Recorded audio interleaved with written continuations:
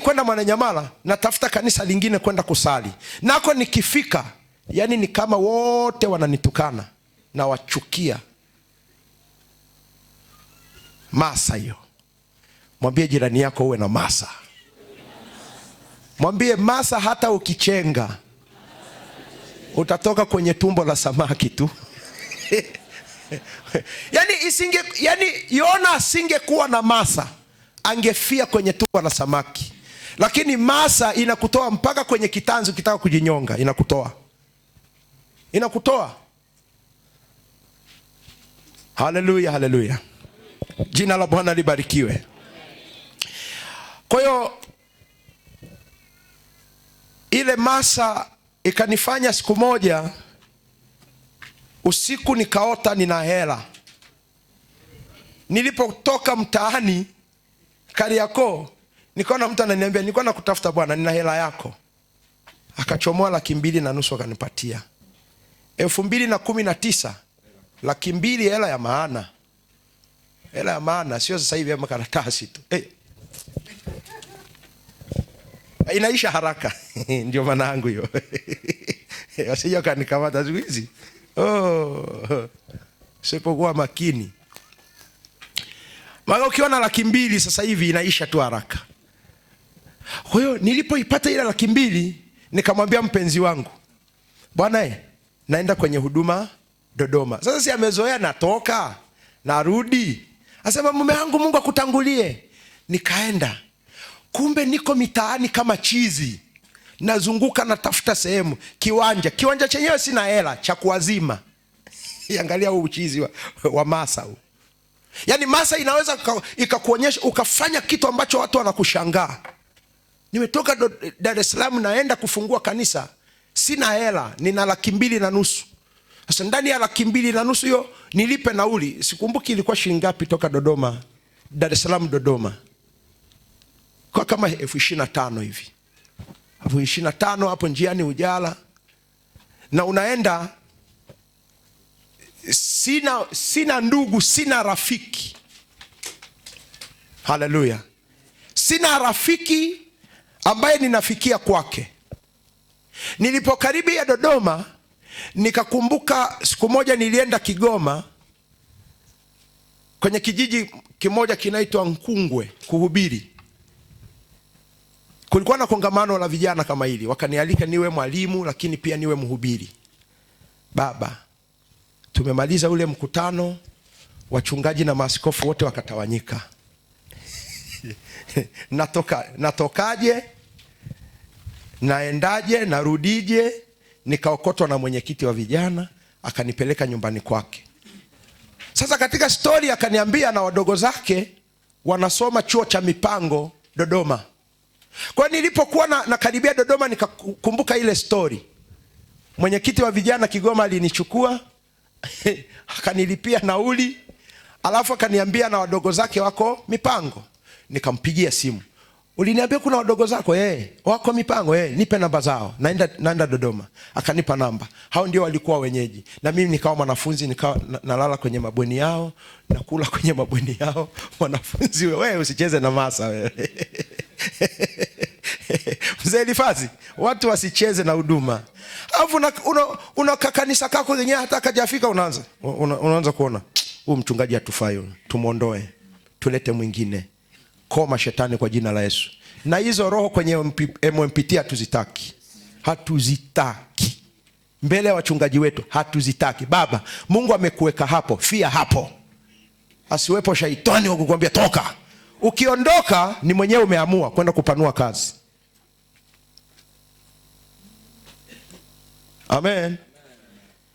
Yani umeshapika ugali, umeshatenga mezani, unaambia nenda nani. Unevu gani jamani wewe?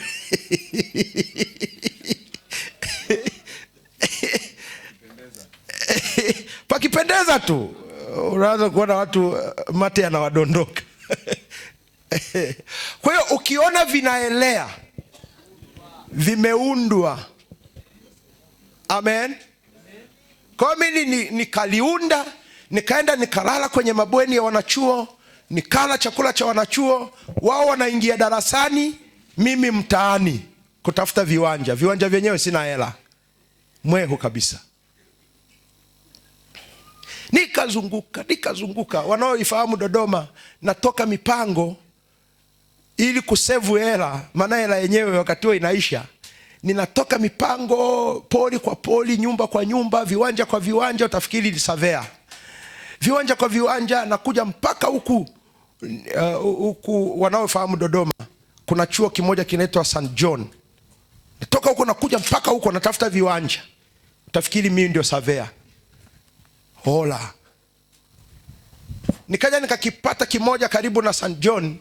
Yule bibi nikamlagai akasema, mwanangu hakuna shida, mimi nitakuwa mshirika wako wa kwanza. Kiwanja hicho hapo, kiwanja kikubwa kama nusu eka. Nikasema yes, hapa Yesu ameniweza. Na akili yangu, sijui akili sasa ya kipagani, sijui ya kibinadamu, inaniambia yani nikidumbukia hapa na kinunua hiki kiwanja. Ndio maana watu hawapendagi kutuazima viwanja vya makanisa. Wanajua kanisa nikidumbukia tu utoki. Tumekubaliana na yule bibi, nikaenda nikanunua mahema, mirunda, nikaweka hapo. Nikasema ngoja kule, maana mke wangu hataki kusikia habari za kuwa mama mchungaji. Nasema ngoja niende kwanza, afu nikifika kule nimesha save hela kama 1,500,000 imebaki. Nikifika pale namwambia mpenzi wangu, aka ndio kaposho nimepata kwenye mkutano. Si ni uongo huo?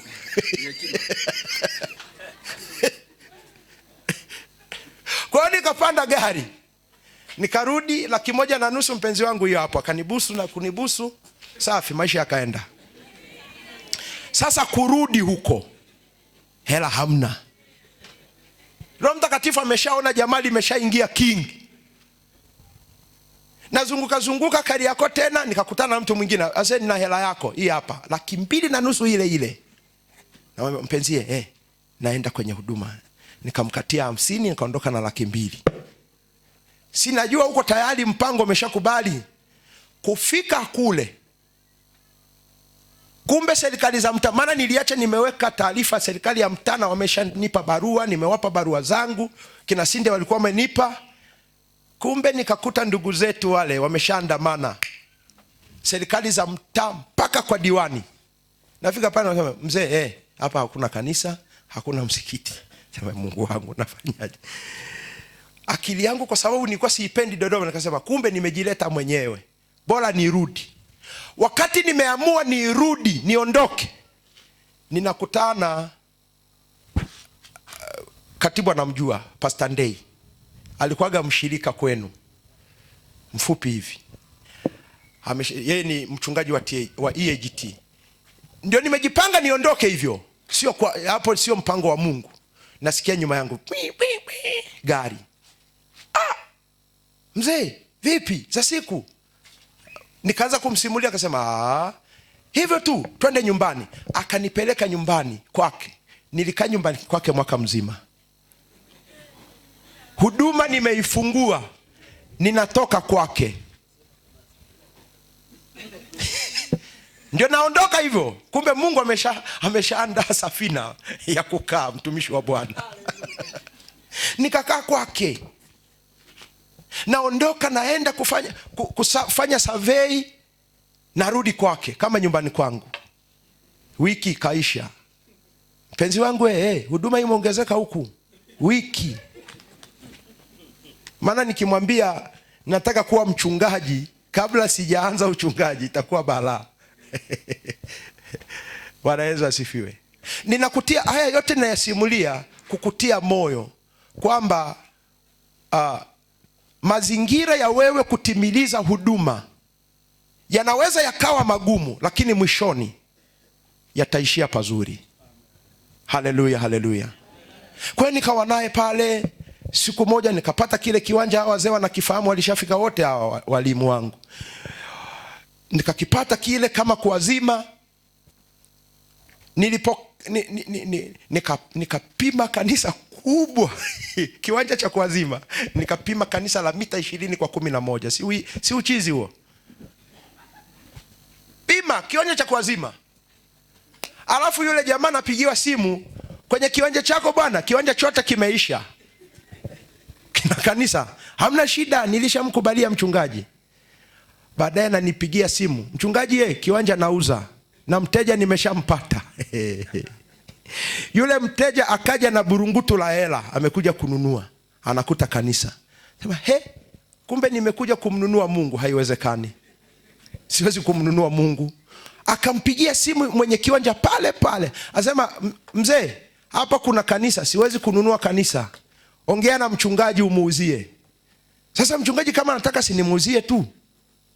Sasa hapo sina hela. Huko Dar es Salaam kwenyewe kina Sinde sijawaga, kina Mwanjejele sijawaga. Hiyo pesa naipataje? Nauliza, mzee unauza bei gani? 8,000,000. Nasema, mama yangu na mama, sijawahi kushika hata milioni. Hata milioni sijawahi kuishika. Acha milioni, 500,000 tu sijawahi kuishika mkononi, mtoto wa watu. Kwa unaweza kujua nilizaliwa kwenye umaskini, lakini nitafia kwenye utajiri. Nipigie makofi sasa.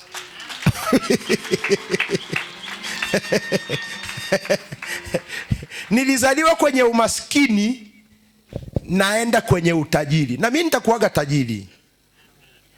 Wazee, msinione chizi, nitakuja kuwa tajiri mkubwa. Ndio na uendeo huo, nitakuja kuwa tajiri mkubwa, maana hiyo ahadi ninayo na Mungu wangu. Bwana Yesu asifiwe.